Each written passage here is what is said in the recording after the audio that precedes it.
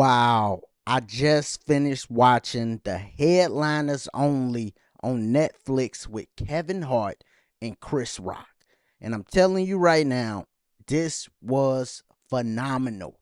Seeing both of them, they struggle, how they came up, everything that they did to get to where they at today. And they recorded this while Chris Rock was actually going through the slap incident with Will Smith. And not going through it, but it was around that same time period.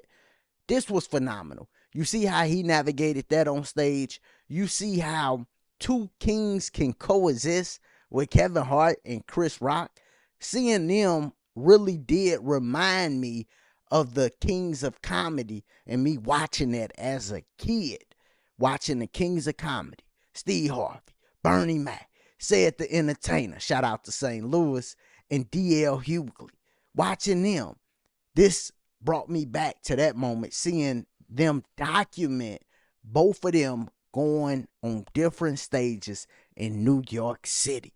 And they saluted everybody that helped them along the way, including the Kings of Comedy. They saluted them. They had D.L. Hughley in this. They had Said the Entertainer in this. They had Seinfeld, Bill Burr, Dave Chappelle in the documentary, and also in the documentary as they was filming it, because he came out and closed with them at the Madison Square Garden. When Kev gave Chris Rock that goat, Dave Chappelle was there. He performed that night too. So this was phenomenal. Now, getting into their story, Chris Rock story is wild, man. From him coming up to him thinking he wasn't gonna make it, because I didn't even know he was on SNL, and I really didn't know he did In Living Color for 2 episodes. I had no idea he ever did that stuff, but he was on SNL. Didn't really get his break on there. He was on there with Adam Sandler too. That's probably why they both do all them movies together now currently. I know they did Grown Ups, and that was fire. And they did another movie where Chris Rock's kid and Adam Sandler kid was getting married. That was cool too. But both of them was on SNL, and Chris really wasn't getting his shine on her. He was like the first black person on her since Eddie Murphy, but he wasn't getting his shine like that. Then he went to In Living Color right when they shut off In Living Color. So he went there, the Wayans left, and then they did like 2 episodes and it was done. He had nowhere to go. He turned to the stage again and blew up way bigger than he ever was. You got to remember, he did SNL in Living Color after New Jack City. This was all around the same time, but a little after. And then he had to go back to the stage. And in 1994, he comes out with Big Ass Jokes. And in 1996, he hits us with Bring the Pain. And they didn't even get into Bigger and Blacker. I thought they was going to go into that, because remember, they was trying to make it seem like he could only do white clubs for a second. And he came out with Bigger and Blacker to let people know, nuh-uh, bruh, this ain't what that is. I ain't that. I can do more than just white clubs. But they touched on that, and how him coming up, he was the one comic that can do black rooms and white rooms. I mean, it is a difference, but he could do both, and a lot of comics couldn't. Even D.L. Hughley admitted in this that when he first started, he could only do black rooms. And when I look at DL comic style, I can see that. Of course, now he didn't evolve, but he was saying when he first started, he could only do black rooms. Chris Rock can do both sides of the room. And salute to the one who inspired Chris Rock, which is Eddie Murphy. Eddie Murphy inspired Chris Rock. Chris Rock inspired Kevin Hart. So that's how it went. And Eddie Murphy actually gave Chris Rock his first big shot. And salute to Chris Rock's father, because he is the one that actually sent him to L.A. Chris Rock's mom was like, "No, I don't want you going out there," which I can see why she afraid, because, L.A., wild place. You hear all these stories, especially a black family back then. You don't even got the internet to really get a glimpse of what's going on. So you just hearing stories about people being on drugs and all this stuff. So his mom like, "Yo, I don't want you to go. His pops sent him off when his mom left to like work or something. His pops sent him off. He goes out and joins the cast of Beverly Hills Cop 2. And from there, his career really started to take off. And what's crazy is, just like he was inspired by Eddie, how he talks about Eddie is how Kevin Hart talks about him. And when I watch Kevin Hart in any documentary or anything behind the scenes, an interview or something like that, what I notice is he is a great person when it comes to soaking up information. He's like a sponge and he loves learning from people, and then he's humbled. That's one of the reasons they able to do this. I believe at some point in this, Chris Rock said he was like Jay-Z and Kevin Hart's like Drake, meaning he's putting the hits out now. And as Chris Rock, even though I came out before Kevin Hart, I gotta know, nah, this the guy that's popping right now, and I gotta respect that. So they got a mutual respect for each other, but it's dope to see Kevin Hart still praising Chris Rock like, nah, you the one, I'm the two.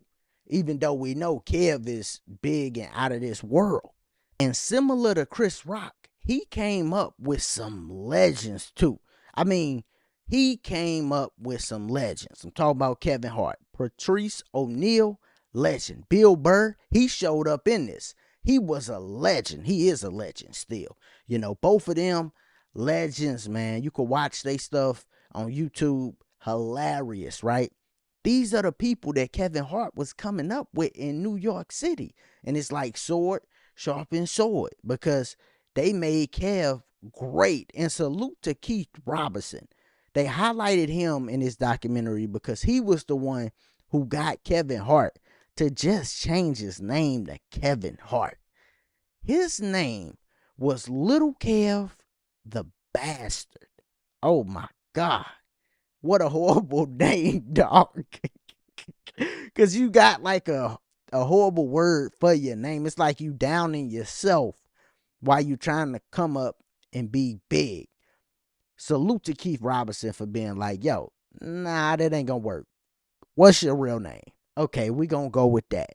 And that's what worked for Kev. And also, just like Chris Rock, well, you know, their parents played a big role, but for Chris Rock, it was his dad. For Kevin Hart, it was his mom that did the thing that gave him the big break, right? Because for Chris Rock, his dad took him out to make sure he flew out to get in that movie with Eddie Murphy. For Kevin Hart, it was his mom that was actually getting sick. And instead of telling her son, yo, I'm getting sick, come out, be with me, or having him trying to do something, but still worrying about her, she didn't say nothing. She didn't say a word and let him be great and not worry about her. He ended up seeing her before she passed, but he was shooting the movie Fool's Gold at the time, and she just wanted him to focus on that. So that was something she did to make sure he accomplished his goals. That's dope. So both of their parents did things to make sure both of them be great. Now, when it comes to Kevin Hart's big break, it was Grown Little Man and then the Shaq All-Star in 2009. Now, I'm going to tell y'all something. If you never seen the Shaq All-Star in 2009, you gotta go watch that, man.